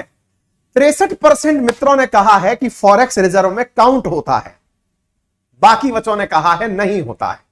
अब इसको आज आप इन्वर्टेड कॉमाज में लिख करके अपने नोट्स के ऊपर चिपका लीजिए कि जो एसडीआर में भारत की हिस्सेदारी है वो हमारे फॉरेक्स में काउंट की जाती है। यानी जब आपसे पूछा जाए कि भारत का विदेशी मुद्रा भंडार कितना है तो उसमें ना केवल हम अपना गोल्ड काउंट करते हैं, हम डॉलर भी काउंट करते हैं, हम अपना एसडीआर भी काउंट करते हैं, क्योंकि ये वो धन है जो जरूरत पड़ने पर हमारे ही काम आएगा। यानी ये किसी को हमने दान नहीं दिया है, ये तो केवल एक पार्टिसिपेशन है। जैसे अगर मैं आपसे सिंपल पूछूं कि आपके पास कितना धन है, आप जवाब देंगे कि पॉकेट में तो इतना रुपया है सर, लेकिन ये जो बिल्डिंग दिख रही है आपको, बोले हां इसमें मेरा एक फ्लैट है। अच्छा सर आपको वो जो बिल्डिंग दिख रही है, बोले हां उसमें सर मैंने बनते समय ना लाख रुपया मेरी तरफ से भी लगवाया था। ये सब आपका ही तो पैसा कहलाएगा ना, माननीय। अर्थात एसडीआर में जो लगा हुआ पैसा है वो आपका अपना पैसा है, यानी भारत का वो फॉरेक्स रिजर्व है। उम्मीद है कि आप सभी साथियों को यह बात अच्छे से समझ में आ गई हो, और अगर आ गई हो तो इसे ये लिख करके रख लीजिएगा। एक नाटो के पिता नाम से हमारी क्लास में बालक विद्वान है, उन्होंने नाम में ब्रैकेट ब्रैकेट में पुतिन लगा रखा है, और पिताजी पूछ रहे हैं कि बालक को क्लास कैसी लग रही है। भाई साहब गजब ट्रेलर है आपका, मतलब हमारी टीम जो है जिस चीज को नहीं देख और पढ़ पा रही है, और वो आप अपनी तरफ से अजब ही फीडबैक लिए घूम रहे हैं। धन्य है नाटो के पिताजी, आपकी संतानें 30-30 हैं, क्या खाते हो। आगे बढ़ते हैं। तो उम्मीद है कि आपको यह बात समझ में आ गई होगी। आईएमएफ के बारे में जो जानकारी हमने दी आपको यह समझ में आ गया होगा, आपको वर्किंग ऑफ आईएमएफ समझ में आ गया होगा। या अगर जानकारी पूरी तरह समझ में आ गई हो तो सेशन को शेयर और लाइक करना बिल्कुल ना भूलें, और चैनल पर नए हैं तो सब्सक्राइब कर लें। मेरे प्यारे साथियों, ये क्लास पूरी होने के बाद ये सारी जानकारी आपको मेरे टेलीग्राम चैनल अंकित अवस्थी सर पर प्राप्त हो जाएगी। ठीक है, चलिए आगे बढ़ते हैं अगले प्रश्न की तरफ। भारत की सामाजिक व्यवस्था आपके यूपीएससी के पॉइंट ऑफ व्यू से बहुत ज्यादा मायने रखती है, क्योंकि समाज जो है ना, सोशियोलॉजी, समाज शास्त्र, सोशल इश्यूज, ये हमारे सिलेबस में बहुत तरह तरह से पूछे जाते हैं। इसलिए आज का ये जो पॉइंट जो हम आपसे डिस्कस करने जा रहे हैं, सोशल जस्टिस और सामाजिक न्याय से जुड़ा हुआ विषय है। विषय जो है वो बहुत इंटरेस्टिंग है। इंटरेस्टिंग विषय ये है, हाल ही में नेशनल हेल्थ फैमिली सर्वे हुआ जिसका नंबर था 5, NHFS number 5, national health family survey हुआ। चौंकाने वाले रिजल्ट निकलकर आए। एक ऐसी जानकारी निकलकर आई जो आप सबको कुछ सोचने पर जरूर विवश करेगी। विषय है कि भारत का एक राज्य ऐसा है जहां पर महिलाएं ये चाहती हैं कि उनकी संतान पुत्र ना होकर पुत्री हो। यह एक ही स्थान पर देखा गया है और उसका नाम है मेघालय। ऐसा यहां पर क्यों है? संतान में पुत्र के स्थान पर पुत्री की चाहत क्यों है? और जब एक राज्य ऐसा कर रहा है तो बाकी बचे 27 राज्य और 8 यूनियन टेरिटरी में क्या हो रहा है, वो आज के सेशन में डिस्कशन किया जाएगा। मेरे प्यारे साथियों, भारत की सामाजिक व्यवस्थाओं के ताने बाने में यह सर्वे बहुत सारी चीजों पर से पर्दा हटाता है। बहुत सारी तथ्यात्मक जानकारी आपके साथ साझा करता है। आज यदि आपके 10 मित्र बैठे हों, सब बुद्धिजीवी बनने का प्रयास कर रहे हों, तो वो भाषण देते हुए पाए जाते हैं कि बेटा और बेटी में किसी प्रकार का भेद नहीं होना चाहिए। जब आप उनसे वचन दिलवाएंगे, आप उनसे पूरी तरह भाषण दिलवाएंगे, तो पूरा 1 घंटे का भाषण इस बात पर दिया जा सकता है कि बेटे और बेटी में कोई अंतर नहीं होता है। वहीं दूसरी तरफ अगर उनसे पर्सनली पूछा जाएगा कि एक बात बताइए, मर गए तो आपको मुखाग्नि कौन देगा, वो खोपड़ी खुजालने लगते हैं। ये हम नहीं बता रहे हैं, नेशनल फैमिली हेल्थ सर्वे ने बताया है। नेशनल फैमिली हेल्थ सर्वे ने जो जानकारी दी है वो जानकारी मैं आपके साथ साझा कर रहा हूं। पूरी तथ्यात्मक जानकारी आपके साथ समझ में आ रही है। ये जो विरासत आप बना रहे हो, ये किसके नाम से जानी जाएगी अवस्थी जी? हैं, इतना पैसा कमा के रख रहे हो किसके लिए? बेटियां ही तो हैं आपके। यथार्थ प्रश्न है। और बूढ़े हो गए संभालेगा कौन? बहुत बड़ा सवाल है भाई। नेशनल फैमिली हेल्थ सर्वे ने इसी प्रकार के सवाल किए थे और ये जो 5वीं रिपोर्ट है, इसमें इस बात का पूरी तरह उल्लेख निकल कर आया कि ये समाज किस प्रकार से विचार करता है। आइए देखते हैं। एक टेबल है जो आपकी आंखें खोलेगी, आपकी सच्चाई बताएगी कि किस प्रकार से समाज सोचता है। मैं ये नहीं कहता कि ये आप हैं, मैं ये कहता हूं कि ये आप में से ही कोई है। आइए देखते हैं साथियों। यहां पर जो हमारे देश के अंदर जो व्यवस्था में विश्वास दिखाया गया वो ये है कि लोग पुत्रों को पुत्रियों से ज्यादा प्रेफरेंस देते हैं। जब महिलाओं से पूछा गया, woman who prefer more son than daughter, तो पता चला कि महिलाएं खुद पूरे भारत में 15.40% ज्यादा महिलाएं पुरुषों से ज्यादा महिलाएं ये चाहती हैं, यानी उनका जो पक्ष है वो ये है कि उनके संतान में अगर कोई हो तो बेटा हो। बेटियों के लिए यानी जब उनसे पूछा गया, आप इसको ऐसे समझिए, आपसे क्वेश्चन पूछा गया आप क्या चाहते हैं, ज्यादा बेटियां हो या ज्यादा बेटे हो, तो रिजल्ट इस प्रकार से थे। पूरा भारत 15.40% की औसत से, एवरेज से ज्यादा ये चाहता है कि हमारे ज्यादा बेटे हो, बेटियां ना हो। केवल 3.4% महिलाओं का ही जवाब यह था कि हमारी ज्यादा बेटियां हो, ज्यादा बेटे ना हो।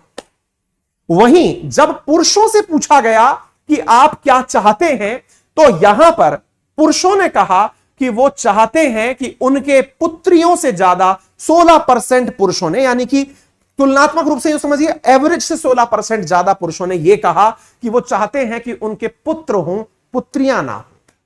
मोर डॉटर्स देन सन, ये ऐसा चाहने वाले जो पुरुष थे वो 4% थे। अब एक बहुत बड़ा सवाल यहां बनता है, सर भाषण में ये बातें बहुत अच्छी लगती हैं, बेटा हो बेटी हो, हर आदमी के मन में कहीं ना कहीं तो ये होता ही होगा। इसके पीछे सबसे बड़ा रूट कॉज क्या है? यह सवाल इसलिए पूछा जा रहा है कि जब आप भारत का औसत देखते हैं तो एक चीज यहां चौंकाने वाली निकलती है। क्या निकलती है? आइए जरा इस टेबल को आगे पढ़ते हैं। जब भारत के एक राज्य मेघालय तक यह बात पहुंची, ध्यान से देखिएगा, जब बिहार में पूछा गया किनसे? महिलाओं से, कि वो क्या ज्यादा चाहती हैं, तो उनकी तो चाहत 31.3% महिलाओं की चाहत यानी मेजॉरिटी पुत्र चाह रही थी। उत्तर प्रदेश 23%, झारखंड 24%, राजस्थान 15%, औसत के बिल्कुल नजदीक, मेघालय 15%। लेकिन जब उलट पूछा गया कि आप पुत्रों की एवज में पुत्रियों को कितना चाहते हैं, तो मेघालय के रिजल्ट बिल्कुल उलट थे। मेघालय के रिजल्ट में आंकड़े निकलकर आए कि 21.2% पुत्रियों को ज्यादा पसंद करती हैं महिलाएं। यानी मेघालय की महिलाओं को चाहिए कि पुत्र के स्थान पर उनके पुत्रियां हो, यह परसेंटेज ये शो करता है। वहीं जब मेघालय के पुरुषों से पूछा गया कि आप क्या चाहते हैं, तो पुरुषों ने कहा हम चाहते हैं कि बेटा ज्यादा हो, बेटियां कम हो। तो इस पूरी टेबल में जहां पूरे भारत का एक जर्नलाइज पर्सपेक्टिव दे दिया, वहीं एक प्रश्न खड़ा कर दिया कि मेघालय की महिलाएं ऐसा क्यों चाहती हैं कि उनके पास में बेटियां ज्यादा हो, बेटे कम हो। और वहीं यह प्रश्न जो पीढ़ी दर पीढ़ी चला आ रहा है कि भारत का समाज यह क्यों चाहता है कि बेटे ज्यादा हो, बेटियां कम हो। बड़ा प्रश्न है। यह ऐसा साक्षात प्रश्न है कि इस प्रश्न को आप सब लोग दिल में आते हुए भी सुनना जरूर चाहते हैं कि यह है क्या। आइए मैं बताता हूं। असल में पुत्रों की चाहत जो पूरे भारत में है, उसके पीछे का बहुत बड़ा कारण है भारत की सोसाइटी का पैट्रियार्कल होना। पैट्रियार्कल का मतलब है पितृसत्तात्मक होना। अब ये पितृसत्तात्मक का मतलब क्या होता है? इसका मतलब यह होता है कि एक समाज जो कि पिता की सत्ता को स्वीकार करता है, यानी कि घर में जिसको अथॉरिटी के रूप में स्वीकार किया जाता है वो पिता है, उन्हीं का नाम, उन्हीं का सरनेम और उन्हीं की वंश को ही आगे माना जाता है। यानी पिता से पीढ़ी दर पीढ़ी जो पुरुष पैदा हुए उन्हीं को परिवार का मुखिया माना जाएगा। पुत्रियों को शादी के बाद दूसरे घर में भेज दिया जाएगा। मेघालय में यह बात अलग क्यों है? क्योंकि मेघालय के अंदर मैट्रियल सोसाइटी है, यानी मात्र सत्तात्मक सत्ता है। यानी कि मेघालय के अंदर जो परिवार के अंदर पीढ़ी दर पीढ़ी ट्रांसफर होता है, वो माता की परवरिश के बाद जो पूरी सत्ता है वो बेटी को ट्रांसफर होती है। घर की मुखिया बेटी होती है, इसलिए मेघालय की चाहत में बेटी को ही प्राथमिकता दी जाती है। अर्थात ये बेटे और बेटी की जो लड़ाई है, जो हम लिंग भेद की बातें करते हैं, इसमें इंडिविजुअल मानसिकता नहीं, समाज की मानसिकता काम करती है। और ये जो डेविएशन है ना चाहत के अंदर, ये तब तक विद्यमान रहेगा जब तक समाज में ये विचार विद्यमान रहेंगे। यानी पिता की जो सत्ता है वो जब तक पुत्रों को स्थानांतरित होती रहेगी, समाज में ये व्याख्या ऐसे की ऐसे बदस्तूर जारी रहेगी। पुरुषों की चाहत हमेशा यही रहेगी कि मेरी इस सत्ता को प्राप्त करने के लिए कोई इस पीढ़ी के अंदर पुरुष उपस्थित होता। यानी कि हमें जो ये चीजें मिली हैं, ये विरासत से प्राप्त हुई हैं, समाज से प्राप्त हुई हैं। उम्मीद है कि आपको ये बात तथ्यात्मक रूप से समझ में आ गया होगा।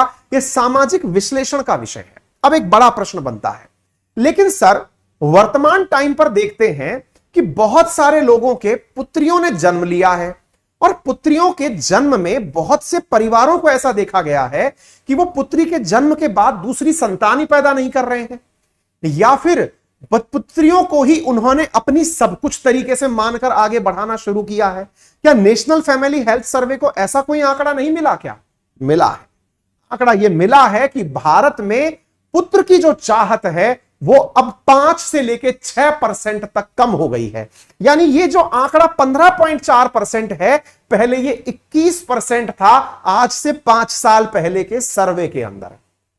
जब लोगों से यह परिवर्तन अपेक्षित था तब लोगों में 5% इसके अंदर आंकड़ों में गिरावट दर्ज की गई है। यानी कि पुत्रों की जो चाहत का आंकड़ा है यह परिवर्तित हुआ है। 5% नहीं, मैं माफी चाहूंगा, फिगर में थोड़ी त्रुटि हो गई है, 2% गिरावट आई है। ये 2.23% गिरावट आई है। यानी पुरुषों की जो चाहत थी, पुत्र की जो चाहत थी, उसमें 2.3% की गिरावट दर्ज की गई है। पहले 17.68% प्रेफरेंस था पुत्रों का। यह नेशनल फैमिली हेल्थ सर्वे ने कहा है। अब आप पूछेंगे साहब जी अब यह भी बता दो तथ्यात्मक रूप से यह कौन सा सर्वे होता है, नेशनल फैमिली हेल्थ सर्वे क्या है? तो देखिए फैक्चुअली आप इसको जान लीजिए कि भारत में पहली बार यह सर्वे 1992 से 93 के बीच में करवाया गया था। यह सर्वे भारत के अंदर पॉपुलेशन, फैमिली प्लानिंग, चाइल्ड और mental health, maternal health, nutrition, adult health और डायनेस्टी, इन सबको देखने के लिए किया जाता है। इस सर्वे को कराने के लिए international institute of population science के द्वारा यह करवाया जाता है।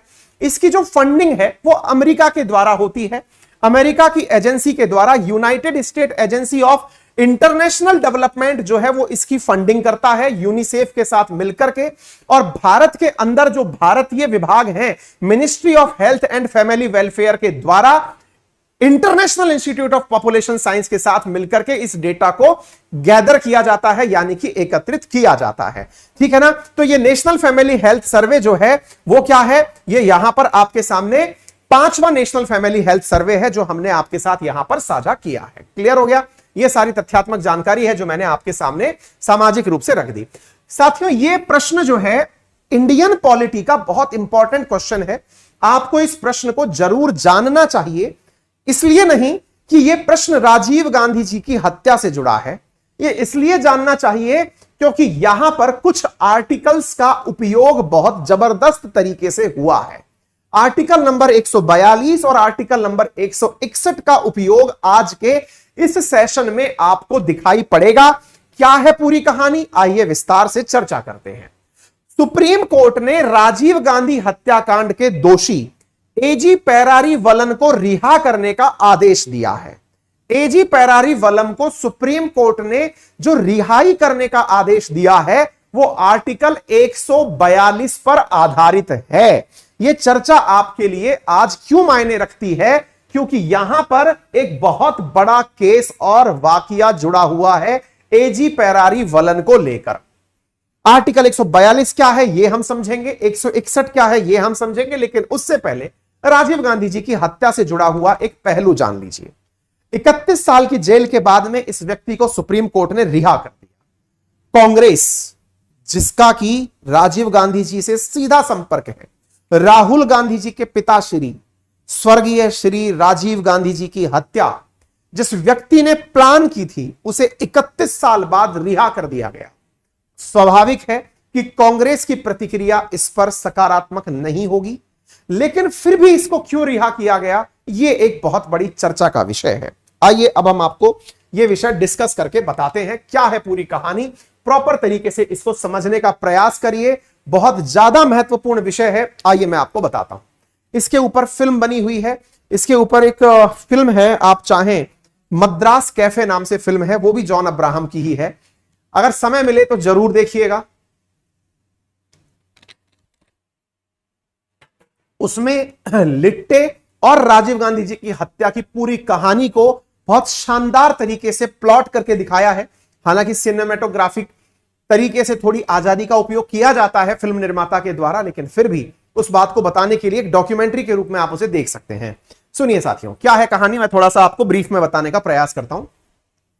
वो श्रीलंका जिसमें आज पूरी तरह से अशांति है, भुखमरी है, गरीबी है, यह श्रीलंका पैदाइशी इसी तरह का है। थोड़ा सा इतिहास में जल्दी से चलते हैं और फिर हम आपको इसके बारे में बताते हैं। असल में साथियों, श्रीलंका के ऊपर अंग्रेजों का शासन हुआ करता था। अंग्रेज इसे सीलोन के नाम से जाना करते थे।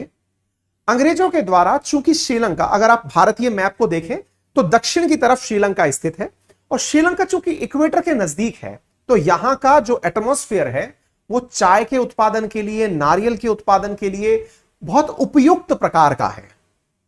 चाय और चीनी का उत्पादन सामान्यतया बारिश प्रॉन एरियो में और जहां धूप अच्छी मिलती है वहां माना जाता है।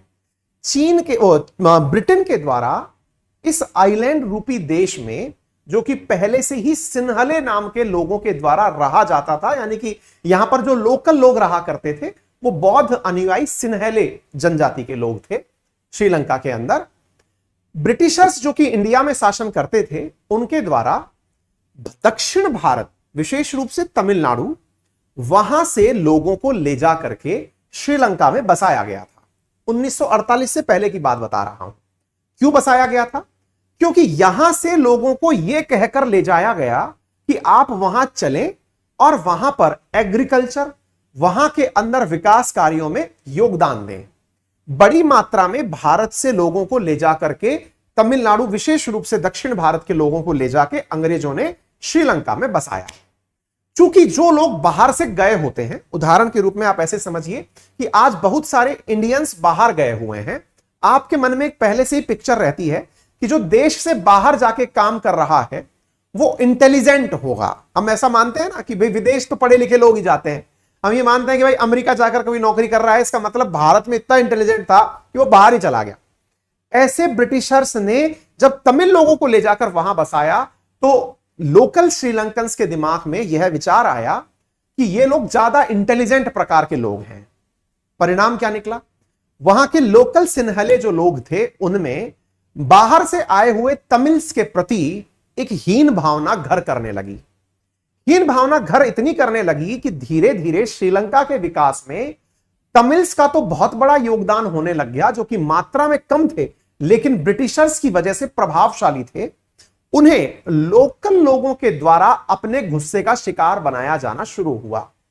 जो तमिल्स इंडिया से जाकर श्रीलंका में बसे थे, उन तमिल्स ने जब अंग्रेज श्रीलंका को छोड़कर 1948 में चले गए तो अपने द्वारा अपने हितों की रक्षा करने के लिए संगठन बनाना शुरू किया। लोकल जो श्रीलंकन्स थे वो चाहते थे कि जब अंग्रेज चले गए तो अंग्रेजों के द्वारा लाकर बसाए हुए जो LTTE सॉरी जो बसाए गए जो तमिल लोग हैं इन्हें भी वापस चले जाना चाहिए। यही कारण है कि श्रीलंका ने आजादी के बाद अपने क्षेत्रों में चाहे वोटिंग राइट्स हो या सरकारी नौकरियां हो या किसी भी प्रकार की नियुक्तियां हो उनमें तमिल्स का रोल बहुत कम कर दिया। तमिल धीरे धीरे हाशिए पर जाने शुरू हुए। साथियों, हालात ऐसे होने हुए कि श्रीलंकन्स ने तमिल जो लोग थे उनके खिलाफ सिविल वॉर शुरू कर दिया। सिविल वॉर से परेशान होकर के तमिल लोगों ने मिलकर के एक आतंकी संगठन का निर्माण किया, या फिर यह समझिए कि एक रिबेलियन ग्रुप का निर्माण किया।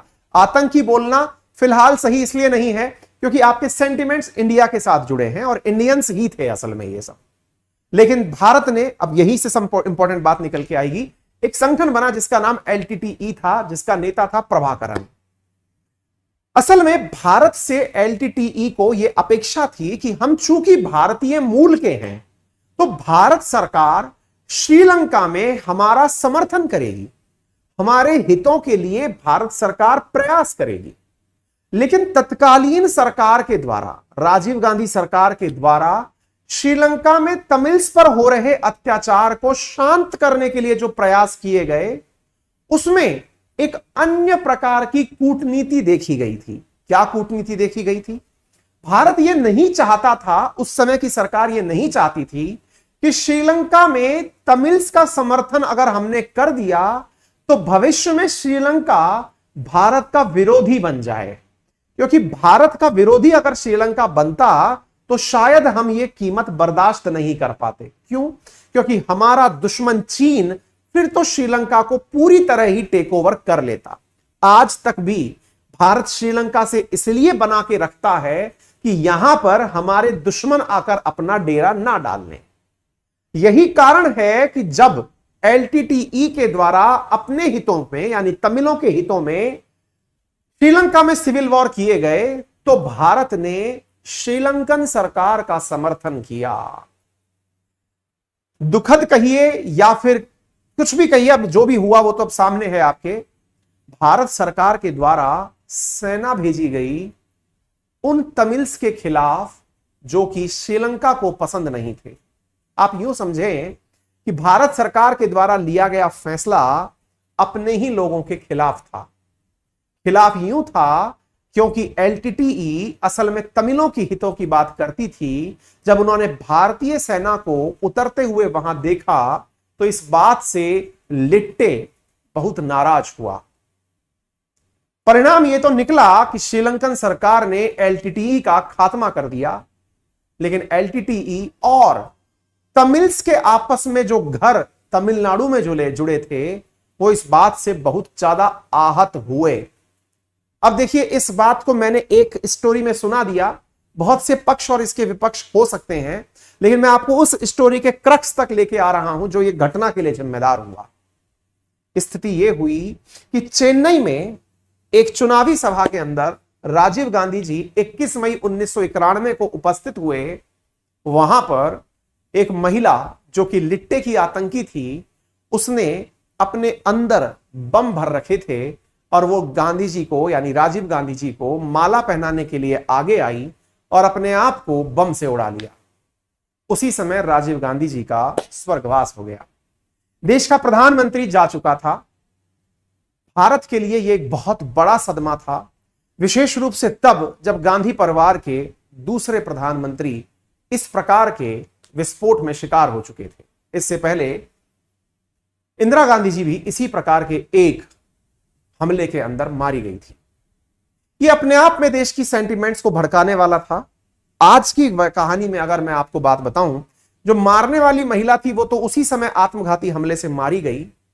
उसके बाद जो हुआ वो कुछ इस प्रकार है। क्या हुआ?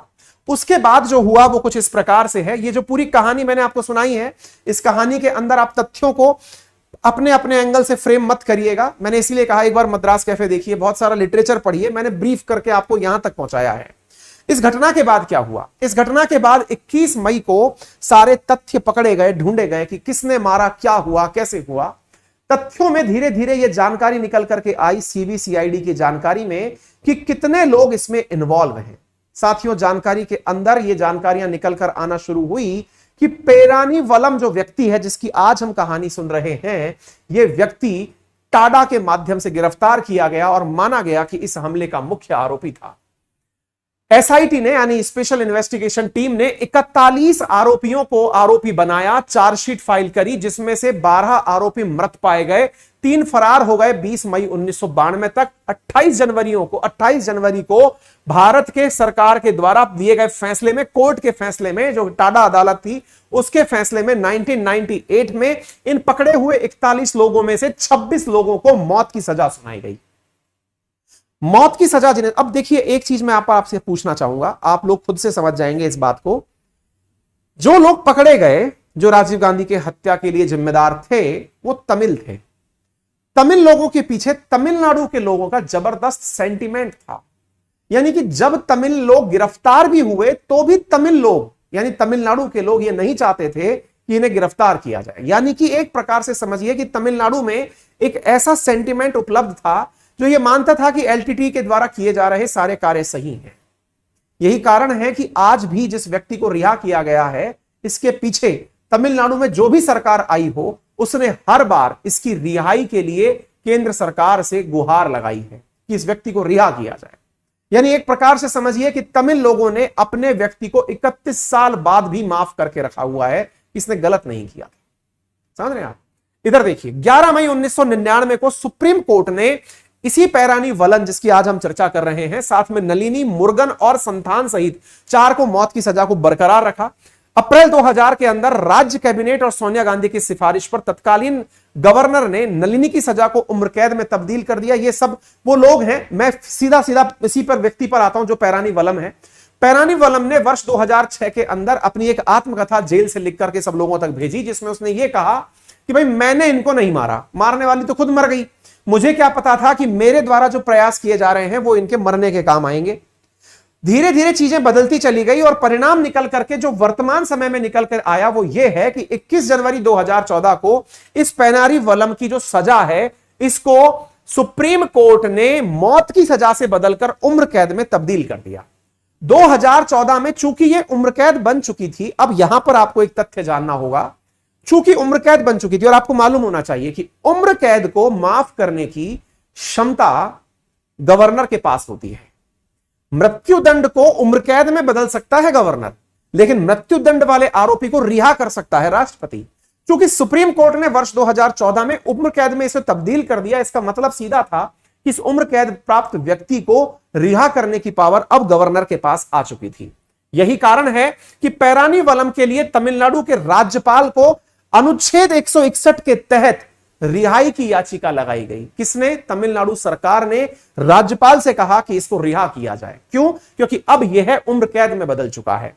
अगस्त 2017 के अंदर तमिलनाडु सरकार ने पेरानीवलम को रिहाई दे दी, पेरोल पर भेज दिया। पेरोल मतलब जमानत पर बाहर निकाल दिया। मतलब सोचिए, तमिलनाडु सरकार उस व्यक्ति को रिहा कराना क्यों चाह रही थी, यह बात अब आपसे सेल्फ अंडरस्टूड है। इसके बाद में राज्यपाल, जो कि केंद्र के कहने पर चलता है, अब ध्यान से सुनिएगा, राज्यपाल किसकी बात मानता है? केंद्र की। लेकिन सही मायने में संविधान क्या कहता है कि राज्यपाल को राज्य कैबिनेट की बात माननी चाहिए। यहां पर राज्यपाल डिले कर रहा था। इस डिले को ध्यान में रखते हुए आर्टिकल 142 का उपयोग करते हुए सुप्रीम कोर्ट ने आज एक ऐतिहासिक फैसला दे दिया। ऐतिहासिक फैसला यह दे दिया, सुप्रीम कोर्ट ने कहा कि राज्यपाल से उम्मीद की जा रही थी कि वो जल्दी फैसला लेंगे, चूंकि वो नहीं ले पाए हैं, इसलिए हम अपनी स्पेशल पावर्स का उपयोग करते हुए पेरानीवलम को रिहा करने का आदेश सुनाते हैं। और आज पेरानीवलम पूरी तरह रिहा होकर के सुप्रीम कोर्ट के आर्टिकल 142 का उपयोग करके पूरी तरह बाहर आ चुके हैं। यानी कि आपको 161 के तहत जो रिहा मिलनी चाहिए थी वो रिहाई नहीं मिली, इसलिए सुप्रीम कोर्ट ने 142 का उपयोग करते हुए कहा कि it is extra ordinary power. अब ये याद कर लीजिएगा, पेपर में पूछा जा सकता है, what is article 142? It's extraordinary power to complete justice to release Perarivalan A Rajiv Gandhi assassination case convict in prison for over 30 years उनको स्पेशल राइट्स का उपयोग करते हुए रिहा किया जा रहा है। उम्मीद है कि आप सभी साथियों को यह जानकारी समझ में आ गई होगी। तो आर्टिकल 142 क्या है यह मैंने आपको बता दिया, सारी जानकारी मैंने आपको बता दी। क्या कहानी थी पैरानिवलम की, यह क्लियर हो गई है, ठीक है ना। आप सब लोगों ने इतनी रात तक मुझे सुना, उसके लिए बहुत सारा आभार। कांग्रेस ने इसका विरोध किया है, यह मैंने आपको बता दिया है। तो उम्मीद है कि आप सबको यह जानकारी अच्छे से समझ में आ गई होगी। आप में से कुछ विद्यार्थी मैसेज लिखकर भेज रहे हैं कि सर नींद आ रही है।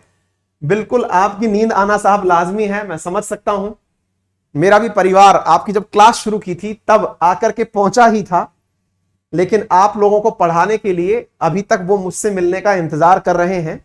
मैं उनसे मिल नहीं पाया हूं, तो अभी उनसे मुलाकात भी होगी, ठीक है ना। तो जिम्मेदारियां हैं, कुछ आपने निभा रखी हैं, कुछ हमने निभा रखी हैं। मिलकर के कुछ करेंगे तो कुछ इतिहास बना जाएंगे। कुछ दिनों तक शायद आप याद कर लेंगे हमें भी। 18 मई वर्ल्ड एड्स वैक्सीन डे और 18 मई इंटरनेशनल म्यूजियम दिवस के रूप में मनाया जाता है। मेरे प्यारे साथियों, मेरा रेफरल कोड है अंकित10, जिसका यूज करके आप अनअकैडमी पर 10% डिस्काउंट प्राप्त कर सकते हैं।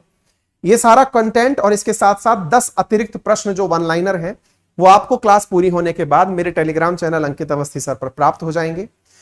अनअकैडमी के एसएससी कैटेगरी के अंदर प्राइसेस बढ़ने वाले हैं। ये ऑफर वापस नहीं आएगा, जिसमें कि आपको रेफरल कोड अंकित10 लगाने पर एसएससी कैटेगरी के अंदर 20% डिस्काउंट दिया जा रहा है। ये वापस नहीं आएगा, ये वापस नहीं आएगा, और इसको आप यूज करें। इस ऑफर में आपको एसएससी के अंदर मेरा नया कोर्स हिस्ट्री का आ रहा है, वो मिलेगा। साथ में इसके अलावा मैथ्स, रीजनिंग, इंग्लिश, जो भी आपके एसएससी एग्जाम के लिए जरूरी है वो आपको यहां पर प्राप्त हो जाएंगे। तो उम्मीद है कि आप अपने ऑफर्स का सही से उपयोग करेंगे। फिलहाल के लिए इतना ही। अपना ख्याल रखें, बड़ों का सम्मान करें, छोटों को प्यार दें, अपना व्यक्तित्व इस प्रकार से विकसित करें कि महिलाएं आपके साथ सुरक्षित महसूस करें। धन्यवाद, शुभ रात्रि।